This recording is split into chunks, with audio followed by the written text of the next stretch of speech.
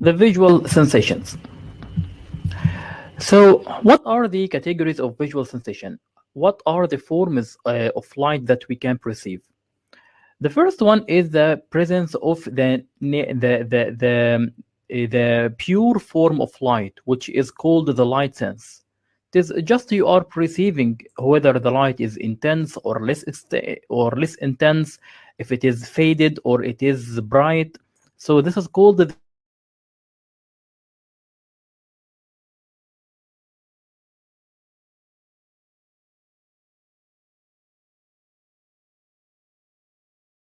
intensity and the grading of the light.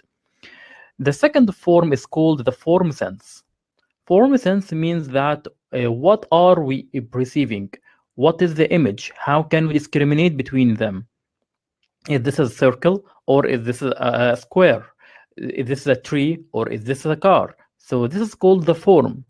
What are we perceiving? Dr. Shadi, yes, we started. Can you see the lecture or not?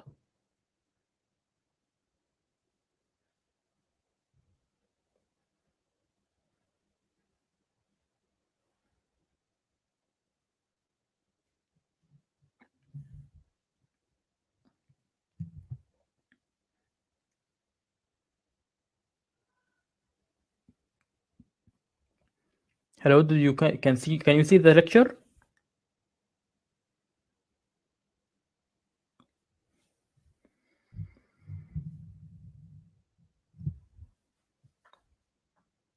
Hello?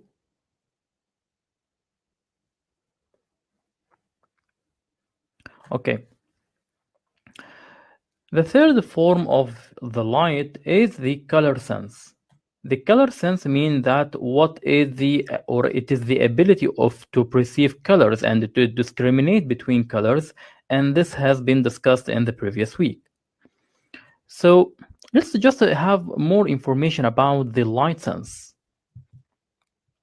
The light sense is defined as the property by which light is perceived as such. So if you see light as light, so this is called the light sensation. And what is its grade?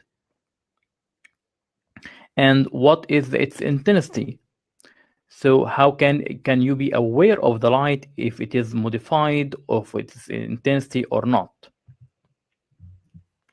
So the intensity threshold, we have discussed this also in the previous lecture, but let me remind you about the threshold. We said that the threshold is inversely proportional to the sensation. So if there is high sensation, there is decreased threshold, or if there is decreasing the threshold, there is or decreasing sensation. This means high threshold. So threshold meaning that intensity of light which can be perceived or the minimum brightness required to evoke a sensation of light. If you can see the minimum light, so you have the low threshold and the high sensitivity. And if you need very intense or very bright light in order to see, this means that you have low sensitivity and high threshold. So the minimum amount or the minimum brightness of light that you need in order to perceive the light, this is called the threshold. And we said, so if you can see this light, and this is mean that you have a minimum threshold and have high sensitivity. And we said the previous lecture that there is absolute threshold of light and differential threshold of light. Absolute threshold of light means that it is the minimum stimulation needed to detect a particular stimulus. So if we present a luminous stimulus like this lamp and we increase its intensity, and you cannot perceive the light. Once you can perceive the light like here, so this is called the threshold for the stimulus, or the absolute threshold for the examiner or the observer. This is just the minimum amount of light that you can perceive. On the other hand, the differential threshold of light, it is not the ability to detect the minimum light, but it is the ability to detect the change in light. It is the ability to detect the smallest difference in the intensity of light. So when we change the luminosity of the stimulus and you have been able to detect the difference in the illumination, then this is called the differential threshold. Like here, for example, if we are not testing the ability to perceive the light. So by the examiner or the lumina or the observer didn't see here, but he was able to see here. So this is like the absolute threshold. He still can see, but cannot detect the difference between the two stimuli. And again, when we increase the luminosity, the observer did not perceive the difference. But here, the observer was able to detect the difference in the luminosity, and that's what's called the threshold or the differential threshold of the light. So it is just to detect the difference in the light.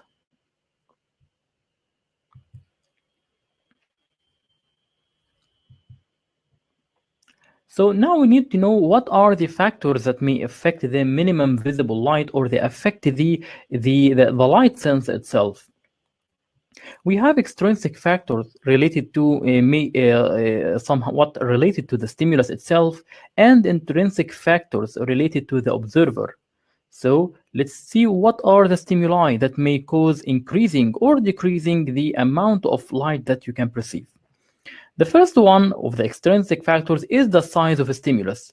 Size matters. So if the increasing size of the stimulus will cause increasing the retinal image. So in this foot, you can perceive it better than this foot, because this is just because this foot stimulates larger number of photoreceptors than this foot, so that the more number of ganglion cells are stimulated, more area in your brain is stimulated.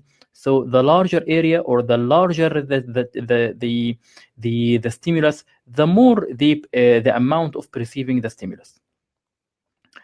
And here, the larger the test field, the lower intensity required to elicit the visual sensation. And this is an important rule here. If we increase the area that you look at, if I present to you whole this screen with certain amount of illumination, it will be you will need a lower amount of illumination in order to see like a spot. So the spot here need to be brightly illuminated in order to be perceived. However, if we increase the area of the field, we can decrease the intensity, we can decrease the illumination, because they will stimulate larger number of photoreceptors and will elicit a visual sensation. So that we say that intensity multiplied by the area requires will equal constant. So if we increase the area, we can decrease the intensity. If we decrease the area, then we need to increase the intensity of light in order to perceive a visual sensation. And here there is a term called the spatial summation. Spatial, as we said before when we were describing the visual acuity, we said that spatial meaning that it is related to space. So what is the summation of something related to space here? It means that if we added sub-threshold stimuli together, one beside each other, although they are sub-threshold, but we can perceive the visual sensation. So a sub-threshold stimulus alone will not cause perceiving visual sensation, but since we are adding different visual sub-threshold stimuli together, separated in the space, then we can perceive a visual sensation, like here. So here is what's called the spatial summation. Two stimuli falling on a nearby areas of the retina, so that there will be a summation or augmentation of their visual effect. So every one alone will be inadequate to produce a sensation of light. By together, they will augment each other. So like here, if we present a subthreshold stimulus and a subthreshold stimulus and a subthreshold stimulus, they will stimulate photoreceptors, but together they may not perceive, or they may not give rise to the visual sensation.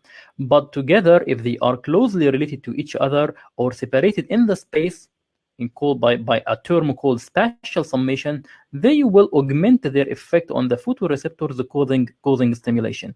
So this is called the spatial summation. The second factor, second extrinsic factor, which will affect the visual sensation, is called the duration. So this is logic. As long as you expose the retina to the stimulus, the more visual sensation. So that the length of exposure is inversely proportionate to the threshold intensity. If we are giving a very high stimulus, we need very minimum time to present this stimulus in order to present the visual sensation, and vice versa. If we present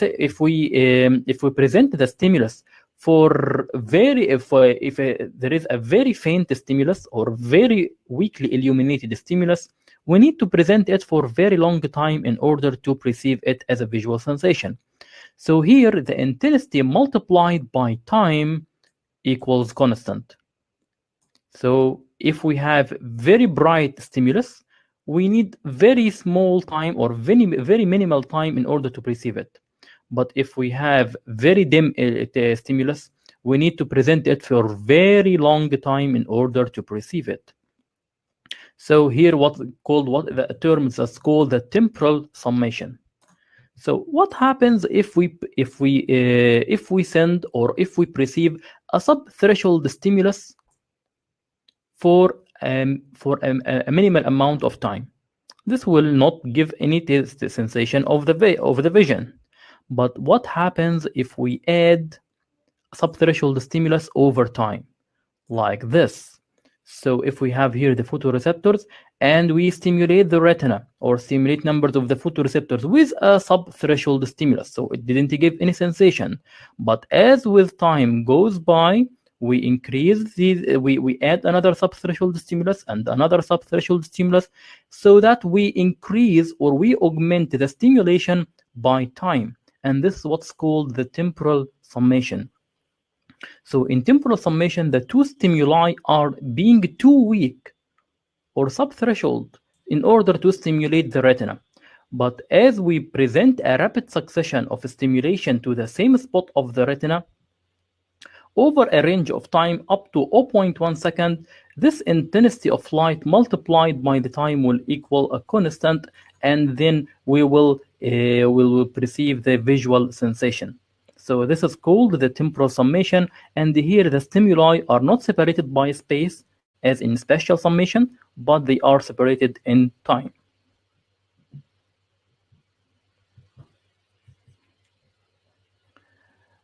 The third factor that may affect the perceiving the visual sensation is the wavelength.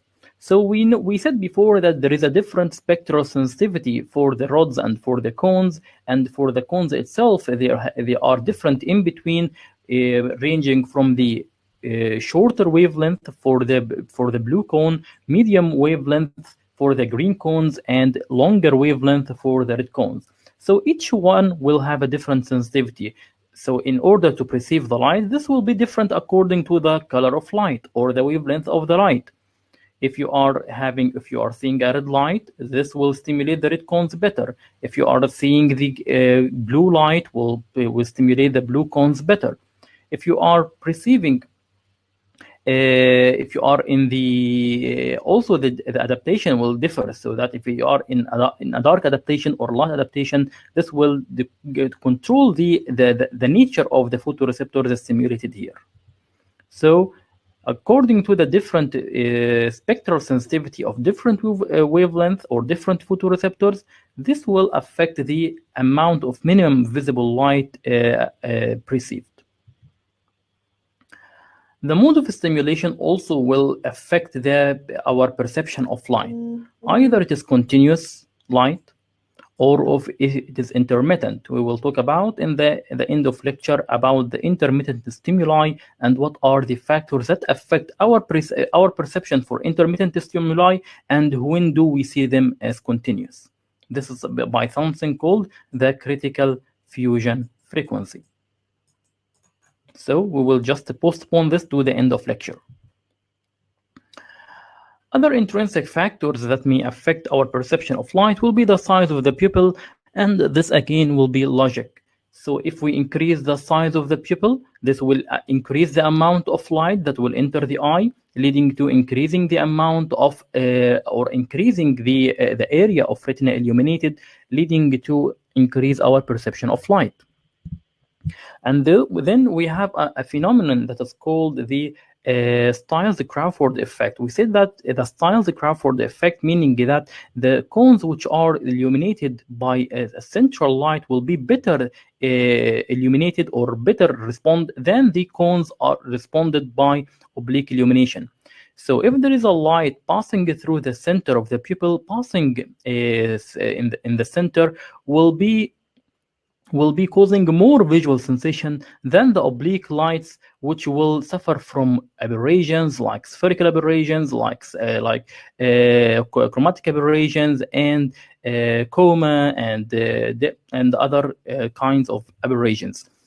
So not only the size of the pupil matters, but also the direction of light passing through this pupil. Also, the region of the retina stimulated. So whether the fovea or the periphery, we know that the rods are more sensitive than the cones, but they are present more in the periphery.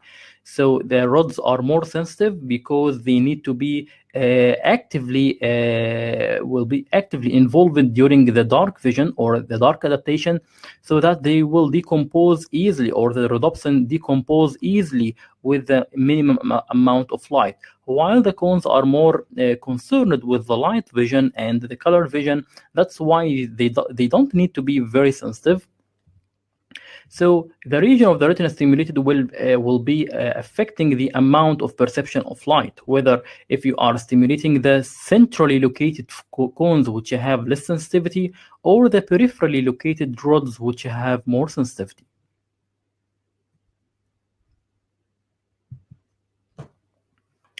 Also, the state of adaptation. So the dark adaptation lowers markedly the minimum visible. So for example, if you are staying in the dark, then your eyes are very sensitive to light. So if we decrease the intensity of light, you will still be able to see it. Your minimum visible light will be very minimum or very lower. However, if you are in the light and you are looking to a bright stimulus, we need to increase the intensity of the light stimulus very much in order to perceive it, because your rods are bleached, so you don't have very much rhodopsin, and you are now looking by the cones, which already have less sensitivity.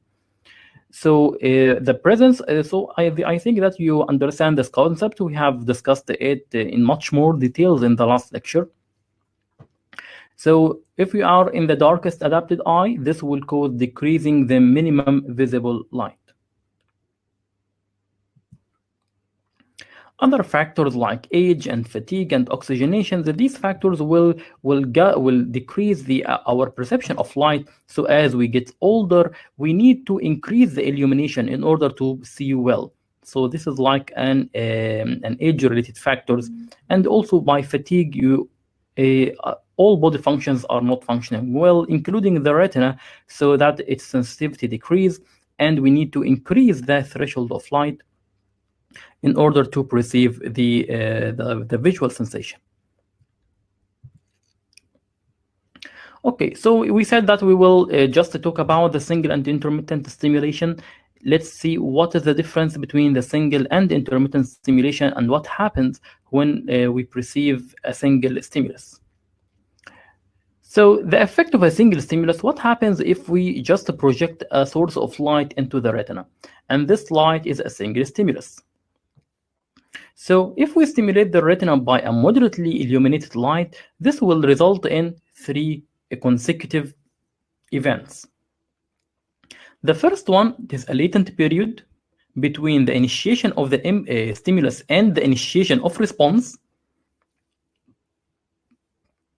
Then we have the sensation, which is the primary response to light. And then there is what's called after image. So what is meant by these 3 terms? The latent period is the period which elapses between the initiation of the stimulus and the retinal response. So how much time does it elapse when you present a stimulus and the sequence of electrical events or electrical current pass through or initiated from the photoreceptors to reach the other retinal layers until they reach the visual cortex? This is variable. This is usually between 0.05 seconds and zero point 0.5 seconds. And this there is other, so when does it is rapid and when does it become small? This will be according to different factors. The first of all, the intensity of the stimulus. So if there is a very bright stimulus, the latent period will be short. And if there is a dim illuminated stimulus, the latent period will be long. So the latent period will be variable and will be inversely proportional to the intensity of the stimulus. Again, the region of the retina stimulated important here. So the latent period in the fovea is much shorter than the parafovea. The fovea has much more density of the cones so that they will perceive and fire a response better and more rapid than the retinal periphery. And that's why it has a resolving power better and have more better central vision. Then after the latent period, there will be a primary response. The primary response of the single stimulus, it is not like an on and off. But when you are present a flashlight and it present a stimulus over the retina, this sensation will begin as a waveform. So it will increase, or the electrical impulse in the retina will increase as a waveform until they reach a peak. Then after reaching the peak, they will fall gradually. So over time, the primary response takes a form of a wave of sensation. So when you are looking to anything, any illuminated target, it is actually you don't perceive it as it is increasing and decreasing in the sensation, because this occurs in very milliseconds. You will not be able to appreciate it. But this what happened actually, as the scientists proved it by in the form of electrical stimulation or electrical discharge present in the retina. They found that it increasing gradually until they reach a peak, then it will decline gradually. And usually the duration is about 0.1 second for the whole process. So again, what are the factors that may affect this primary response? The strength and the duration of the stimulus. So the stronger stimuli achieve maximum effect more rapidly than prolonged stimuli. Let's say, for example, that if you are looking at a spark of light, this spark of light will be present with very high intensity and a very minimum duration. So it will initiate a primary response much faster. But what happens if you look at a very weak stimulus for prolonged duration, it will initiate a primary response much slower. Also, the wavelength of light is important, and the different wavelengths will cause a different speed of primary response. So the most rapid response occurs with the red color. So the red color initiates the primary response faster, and intermediate with green, and the least with the blue. So that's why we sometimes we feel excited when looking at the red color. So in this the ball here is this man is waving with this red flag to the balls. This actually doesn't excite the ball, but it excites the crowds or the audience. So because the red color is more the primary response of the red color is much faster. So when you are looking to the red color, it attracts your vision much faster. So this has a physiological basis actually.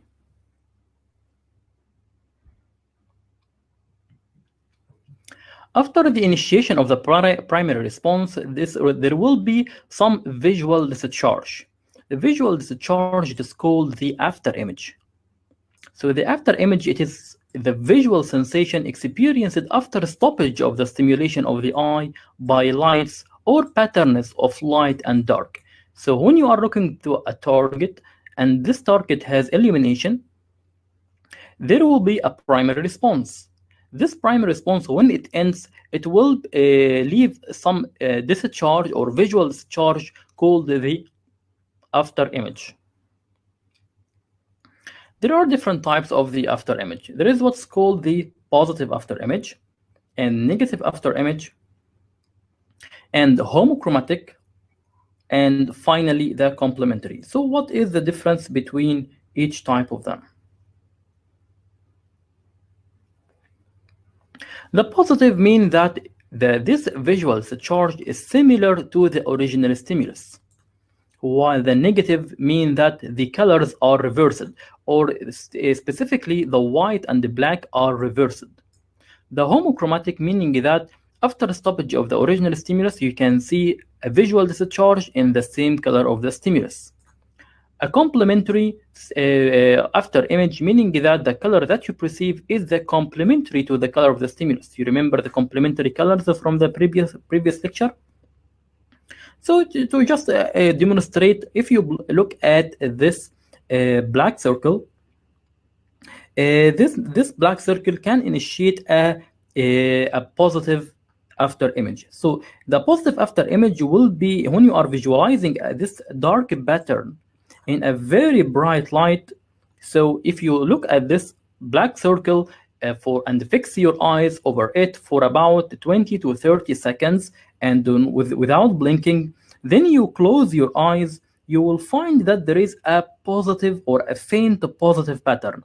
You will see that you can observe a black circle in your visual field, which is similar to in color and size like the original one. But this can be seen with the closed eyes for only about 5 to 10 seconds. So it will take just a fewer time, as the positive after image is more transient. You can test this during recording. You can observe this black circle and close your eyes. You will find a black circle. You can see a black circle due to positive after image. The reverse occurs when you are looking for an illuminated or a bright source of light. If you are looking into a bright source of light, then you will look at your wall or the wall of your house, which if it is evenly illuminated, or if it has diffuse illumination, you will find that this white circle is turned to black, and this is called a negative after image. It is just observed after a few moments of observing a bright source, and then shift your gaze into the wall, which is or any dim illuminated background. So you will find that this white becomes black. And also there is the complementary. So if you check this picture and look at this the center of the circle, you will find and for 30 seconds you fix your gaze here, and then you look to the wall. You can find the picture of this girl has changed it into the complementary color, which will be the black for her hair and white for her skin. So this is just a visual phenomenon that occurs due to visual charge. Again, this is this flag. It's just the flag of the UK, but in complementary colors. So if you look at this center circle for about 30 seconds, and then you shift your gaze and blink several times looking to the wall, if the wall has dimly illuminated, you will find that this flag is in blue and red as the original colors of the flag. So this was me. Just I was experimenting this principle. So I made my photo. It's like about 8 years ago when I was in the army, making my color in the complementary colors. So when you are looking on the center of this image for about 30 seconds and you look at the wall, you can see me. And I hope that this doesn't make you a nightmare. Okay, so we will just now talk about the intermittent stimulation. So when we are talking about the single stimulus, there is another form of stimulation that is an intermittent stimulus.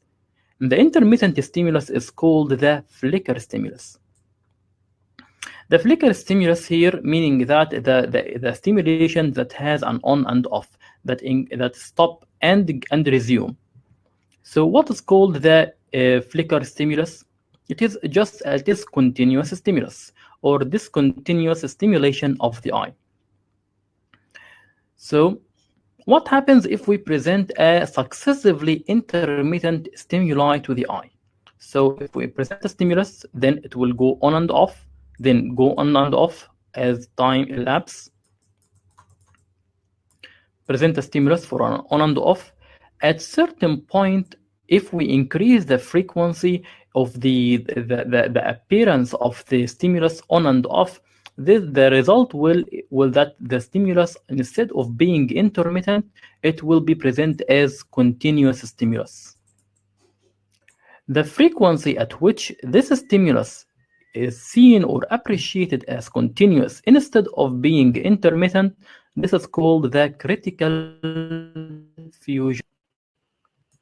So if successive light stimulus follow each other rapidly, then they become fused, producing the same effect as a continuous illumination. At the frequency of presentation at which this transition occurs, this is called the critical fusion frequency. So for example, if we have intermittent stimulus which is slow, this will be perceived as intermittent. It goes on and off. So you can see that this is an intermittent stimulus. If we increase the frequency, then this is called a flicker stimulus. It is just an intermittent stimulus that go on and off very rapidly. If we increase the frequency further, flicker, the result that the stimulus will be continuous. And when received continuous,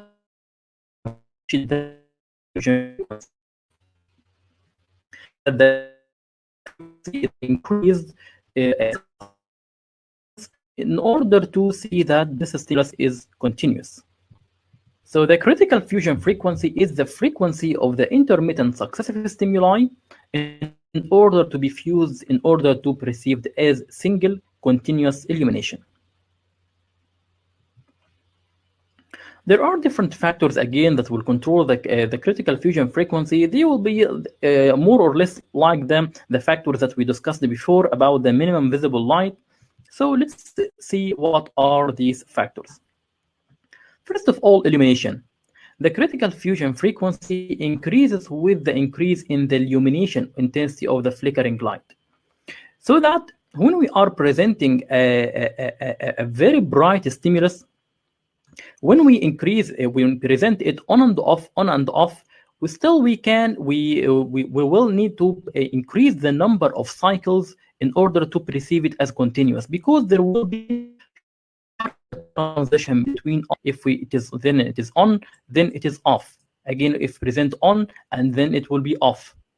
So we need to present it for larger number of cycles as in order to be perceived as continuous. But if we have a very faint stimulus, this faint stimulus, we can decrease the number of cycles in order to see it continuous, because there is no much big difference between the on and off.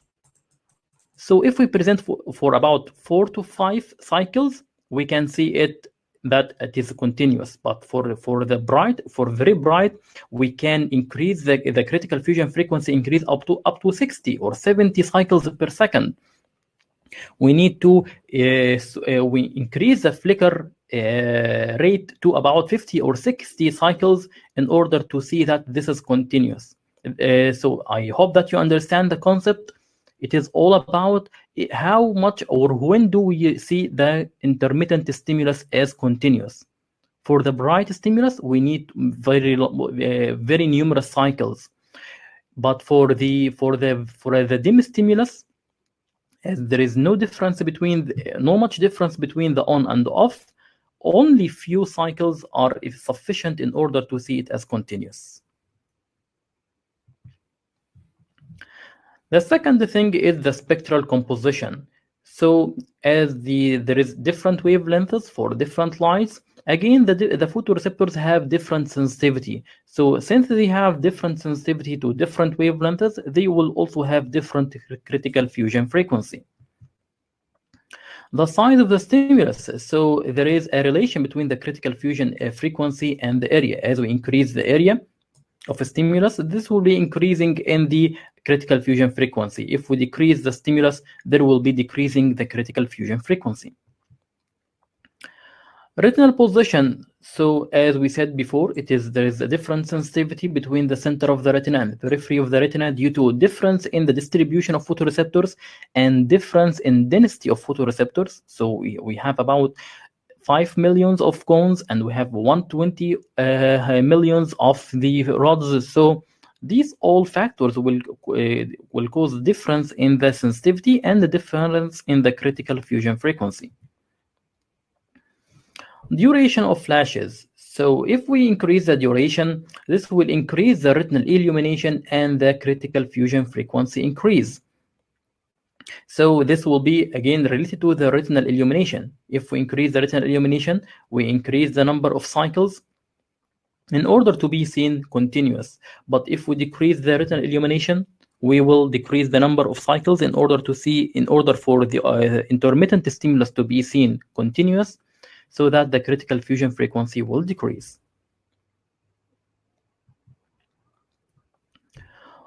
It is also different whether we are using one eye or both eyes. So if we give synchronized flashes of the two eyes, this will fuse at higher frequency than alternating flash. If both eyes are stimulated together, the critical fusion frequency will increase. If we stimulate each eye at a time, then the critical fusion frequency will decrease. Also, the shape of stimulus will control the critical fusion frequency. If we have a striated stimulus, then the critical fusion frequency will be lower. So if we present it for fewer number of times, it will be seen continuous. But while the homogeneous or uniform, the test form will be having higher critical fusion frequency. So we need to increase the number of cycles in order to be seen continuous. The background related factors also have a role. So the luminance of the background also has a role. If we have a critical fusion frequency increase when the brightness of the test surround the area is increased. So if there is a very large difference between the stimulus and the background, we need only fewer number of cycles in order to perceive in order for the test stimulus in order to be seen continuous, because of the contrast between the test stimulus and the background. But if they are both the same illumination or they are very bright, we need to increase the number of cycles in order to see that continuous. Also, the area of background stimulated. So it is not only about the stimulus, but also about how much background illumination it is present. So it is said that the critical fusion frequency will increase with the area or with the logarithm of the area of surround up to 4 degrees. So if we increase the surround area of illumination, this will result in increasing the critical fusion frequency. Some observer-related factors, for example, the adaptation. So if there is a higher level of light adaptation, there is higher critical fusion frequency for a given test stimulus. If there is this light adapted eye, then we need to present the stimulus for larger number of cycles in order to be seen continuous. But if there is the light or the eye is darkly adapted, this will cause decreasing the critical fusion frequency. The pupil size. If it is small, then the retinal luminance will decrease and the critical fusion frequency will decrease. So it is only all about how much you illuminate the retina. It is larger amount or small amount. It is very intense or if it is very faint. The larger the amount of light and the larger the retina stimulated, this will cause increasing the critical fusion frequency. The lower the amount of light and the lower amount of retina stimulated, this will cause decreasing the critical fusion frequency. So larger pupil will cause increasing the critical fusion frequency. The age of the observer. Critical fusion frequency decrease with age. So to just demonstrate this, let me tell you, if you are seeing this light or this intermittent light as intermittent, this because you have high critical fusion frequency, that you because you are still young and your retina can differentiate this intermittent stimuli.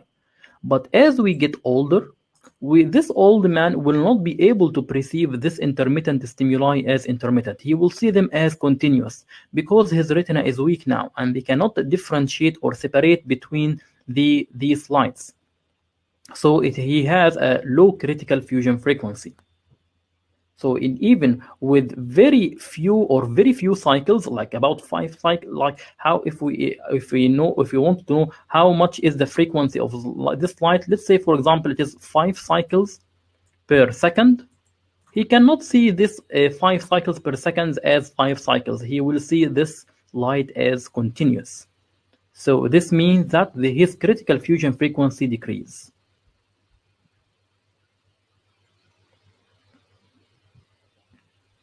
Also, general health will be having the same effect like old age. So if there is general disease or general debility or decrease health, this will cause decrease in the critical fusion frequency, and we will not be able to see the intermittent stimuli as intermittent at low frequencies. Also, some drugs and hypoxia and inhalation of carbon dioxide will cause decreasing the critical fusion frequency, while hyperventilation increase the critical fusion frequency. So, do you have any questions up till now?